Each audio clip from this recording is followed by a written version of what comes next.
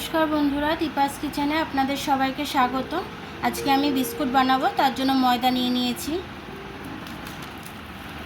এতে গুঁড়ো দুধ দিয়ে দিলাম 2-3 চামচের মতো, বেকিং পাউডার দিয়ে দিলাম, সামান্য একটু নুন দিয়ে দিলাম। এগুলোকে ভালো করে আমি মিশিয়ে নেব। চিনিটা আমি গুঁড়ো করে দিয়েছি, একদম পাউডার গুঁড়ো করে নিয়ে এসেছি।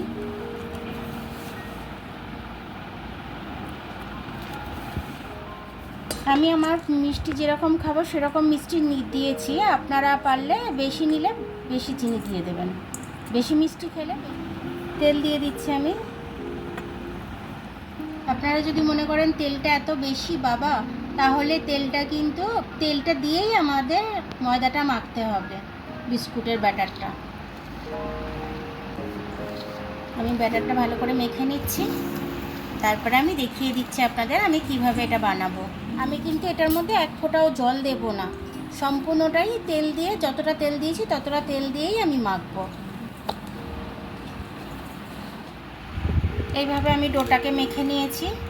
এবার এটাতে অল্প অল্প করে আমি নিয়ে গোল করব, হাতে করে গোল করে এরকম থেবড়ে দেবো, এরকম থেবড়ে দেবো।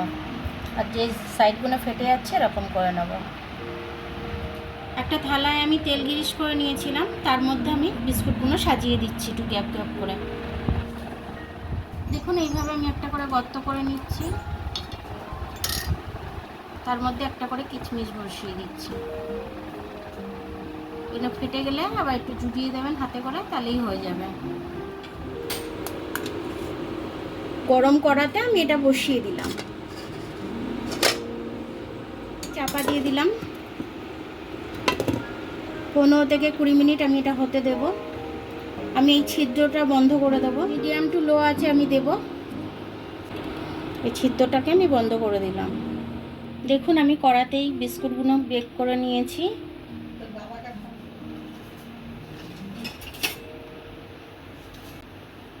এবার আমি বিস্কুটগুলো তুলে নেব। দেখুন আমার বিস্কুটগুলো হয়ে গেছে। আমার বিস্কুটটা যখন আমি নামিয়েছিলাম তখন গরম ছিল, এখন একটু ঠান্ডা, যত ঠান্ডা হবে তত বিস্কুটগুলো শক্ত হয়ে যাবে, কিন্তু একদম মুচমুচ করবে একদম। আপনাকে আমি একটা ভেঙে দেখাচ্ছি। দেখুন পেছন দিকটা পুরো লাল হয়ে গেছে, হাতে করে ভাঙছি, দেখুন একদম গুড়িয়ে যাচ্ছে। বিস্কুটগুলো খেতে কিন্তু খুব সুন্দর হয়েছে। এই বিস্কুট এইভাবে আপনারা ঘরে বানিয়ে নেবেন। প্রথম দাদা দেখুন বিস্কুটটা আমার কত সুন্দর শক্ত নরম হয়ে গেছে, একদম বিস্কুটটা একদম খাস্তা হলাম। বেকারির বিস্কুট এইভাবে ঘরে বানিয়ে নেবেন, কম খরচার মধ্যে হয়ে যাবে। আর বেকারির বিস্কুট তো কিনতে গেলে অনেক দাম নিয়ে নেয়, আর স্বাস্থ্যকরও হয় এটা। তো বাড়িতে আপনারা যদি এরকমভাবে বানিয়ে নেন, বাচ্চারাও খাবে, আপনারাও খাবেন, স্বাস্থ্যকর খাবার হবে। আমার ভিডিওটা দেখার জন্য অনেক অনেক ধন্যবাদ। আমার ভিডিওটা যদি আপনাদের পছন্দ হয় তাহলে লাইক, সাবস্ক্রাইব, বেল আইকনটা একটু টিপে দেবেন।